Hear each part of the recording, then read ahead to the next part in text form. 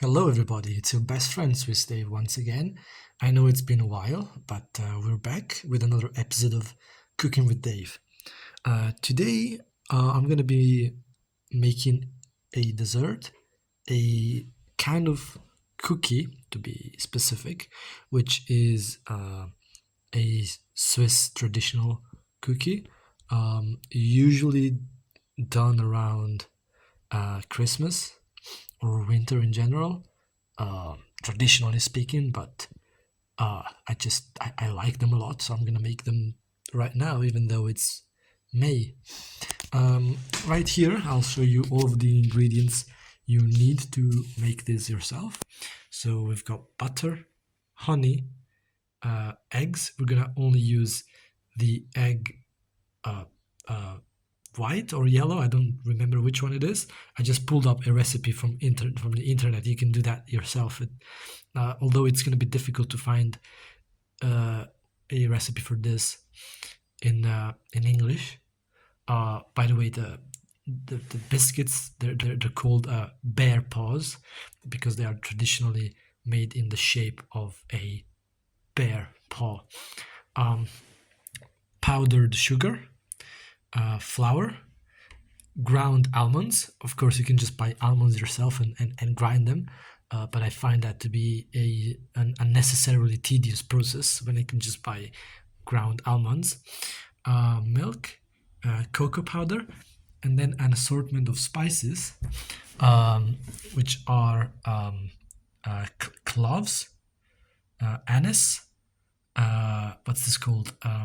Cinnamon, nutmeg, cardamom, and ginger. All of the spices have to be ground as well. These ones are already ground. These two I will have to grind as they come, well, not pre-grounded. They are in seeds. Fortunately, I do have a mortar and pestle, which I will use to ground the spices. So here are the cloves, how they look like when they have not been ground yet, and I have just finished grounding about 8 grams. I just if this is 25 grams, I took about a third of this, so that would be about, yeah, I would say about this much should be about 8 grams. I'm using 2 different recipes, one for the spice mixture, which will then go into the bear paws. So the recipe I'm following for the spice mixture is not for the exact quantity I need for the bear paws. I'm not sure if it will end up being slightly less, slightly more. I will adjust once I get them all together and I see if it's enough or not. In total, mixing all of these together, I should get about a tablespoon worth of spices for 50 biscuits. So I'll see how that goes and I'll adjust on the way. So I noticed that not all of it was as evenly ground.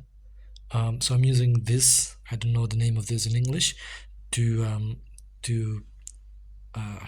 basically accumulate the parts that have been successfully ground as they should be, and then I'm gonna regrind these larger chunks. Okay, so it took me about 5 rounds of grinding the 8 grams, but at the end I got a very nice homogeneous fine powder, which I am very happy with. Yeah, this is fine. It goes through the silt, something like that. So yeah, this is good. And considering that at the end of the day I'm gonna need 1 tablespoon with all of the spices combined, and considering that I will use all of this to get the mix out of the recipe I'm following, I think I will probably get like 3 or 4 times the amount I really need, which means I could use the mixture. I'm gonna save it up and I could use it 3, 4 more times. So I've ground the anise as well, which was much easier. I only had to go through it twice, as it already comes much finer. So I will just put this together and hold on.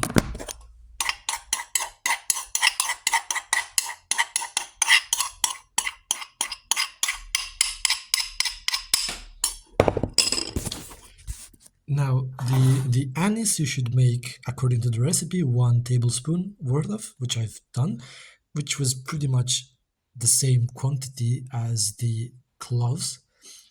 So if it's 1 tablespoon of anise, 1 tablespoon of cloves, 1 tablespoon of what's this called, cinnamon. Yeah, I do believe the final mixture will be, will be enough for several portions of this other recipe for the biscuits I'm making. Also, after grinding the anise, I can tell you I finally understand where gingerbread gets its very characteristic smell. It's definitely the anise. Like as I was grinding the anise, all I could smell was gingerbread, which should not be a surprise since the mixture that we are making and using for the bear paws is also used in the recipe for gingerbread. So if you ever want to make gingerbread, you can use this mixture. You can make some more and use it for that as well. I've added 2 teaspoons, just teaspoons, 2 teaspoons of nutmeg into the mixture. And well, let's go and read what the recipe calls for next.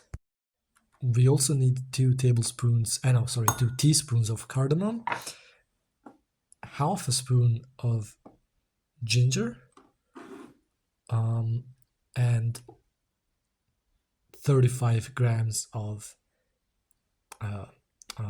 no, sorry, this is what's this? I always confuse these two in English. This is ginger and this is cinnamon. So half a teaspoon of ginger and 35 grams of cinnamon and 2 teaspoons of cardamom, and that will be it, almost. Now, the recipe also calls for allspice or pimento or Jamaican pepper, which I do not have and I did not find. Googling for a substitute, well, they say that a good substitute for allspice is simply mixing together cinnamon, cloves, and nutmeg. And in that recipe, it's mostly cinnamon. It's like 3.5 spoons of cinnamon, 1.5 of cloves, and 1.5 of nutmeg, or something like that. So I will simply not bother since the allspice that goes here would be 1 teaspoon. So it's like what? It's like half a teaspoon of cinnamon mixed with a quarter of a teaspoon of clove and a quarter of a teaspoon of nutmeg, or something like that. I cannot be bothered. This is fine. This is definitely fine. So, and it's also, let me try and make some more of a mixture out of this instead of just layers. And as I said, this is mostly cinnamon. Like, I've used all of the cinnamon I had. Everything else is in much smaller quantities. Now this is nice. It's very nicely homogeneous. And out of this whole thing I've prepared, I only need a teaspoon. So this is really good for several makings, which is good. I can just store it and use it again in the future and not have to grind my cloves and anise every single time. Nice. So this is it for the spice part, and now it's onto the baking and mixing of eggs, butter, and everything else. Alright, so I've simplified the table a little bit into actually the ingredients we're going to use. So we're using 150 grams of butter, which I have left outside of the fridge so that it would soften up. We're going to use 50 grams or about half a cup of powdered sugar for the icing, and another 50 grams of powdered sugar in the dough. We're going to use 1 egg white, just a pinch of salt, 150 grams of flour or about a cup. We're going to use 1 tablespoon of cocoa powder, 1 tablespoon of honey, 1 tablespoon of the spice mix, and 60 grams or about half a cup of ground almonds, and about a tablespoon of milk. Right, so we're gonna start by putting the butter in here, and we're gonna add the powdered sugar and the honey, and we're gonna whisk it until the butter starts to change texture, becomes whiter, softer, and starts creasing on its surface, starts forming like little peaks. Yeah, I'll see you soon. So my hand-powered whisker fell apart. The butter is not white, so I'm going to a friend's place. They have an electric mixer. I'm bringing the whole shebang. I've added the honey and the pinch of salt in here, and then we'll put it in the mixer, and then I'll put everything else. And you don't really need to see it. It's just whisk all of this stuff until it's white, and then mix everything else in the quantities I told you, and I'll see you after I've done that. All right, I'm back. So we put in the butter, the salt, the honey, and the sugar, mixed it all together until it was, soft and white-ish. Not really white, but, whiter than it was before. Then added the milk and the egg white, mixed it again. Then added the ground almonds, the cocoa powder, the flour, and the spice mix. Mix it all together, and this is kind of the result. At the end, I had to switch to a harder tool because the whip was not cutting it anymore, because it becomes very dense. My friend lent me this, which is what we use at this place, not the electric mixer. This works like a wonder. This is much better than the one I had. And I'm going to use this again if I decide to make a second batch, which I think I will. Now, I will improvise. Hold on. I guess I will improvise a pastry bag out of this. I will put this stuff inside of this. Then I will cut a hole out of this. And then I will squeeze it onto the oven plate thingy to make kind of like this shape, this size. And then I'm going to use a fork to imprint the traditional bear paw, design on the little biscuits. All right, so here we are. I've improvised a pastry bag, as I said. I squeezed the dough into the trail, and I've got about 40 of bear paws. So the 50 figure, it's okay. It's not actually that far off. I've used a fork to try and recreate the traditional look of this cookie with varying results of success. Uh, uh, but yeah, now I'm gonna put them into the oven at 180 degrees for I think 10 minutes, and after 10 minutes I'm going to brush them with the icing, which is going to be a very simple mixture of powdered sugar, half a cup or 50 grams, plus 1 or 2 tablespoons of water. See you soon. Okay, so while the cookies are baking in the oven for 10 to 12 minutes, I have prepared the icing, which is the powdered sugar and water mixture. It really just looks like cum. That yeah, that it really does. Color wise, and I mean not so much texture wise. It's much more liquid, much more runny. But yeah, yeah. All right, so I've gotten the cookies out of the oven. They are still very hot, and while they're hot, we are going to basically cum on their face. I mean, not literally, but that's what it looks like to me, to be honest.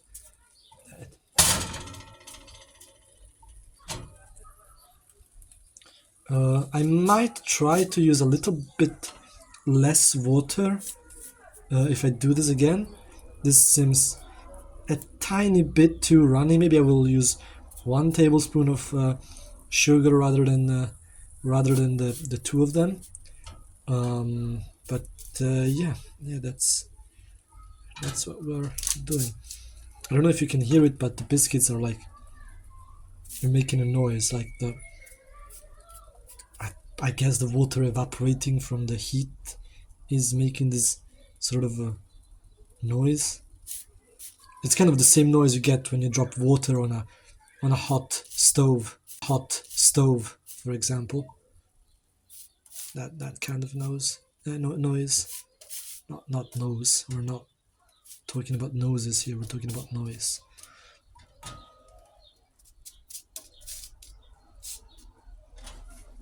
I'm probably not doing this in the most elegant way possible, but I also don't care all that much about being elegant right now.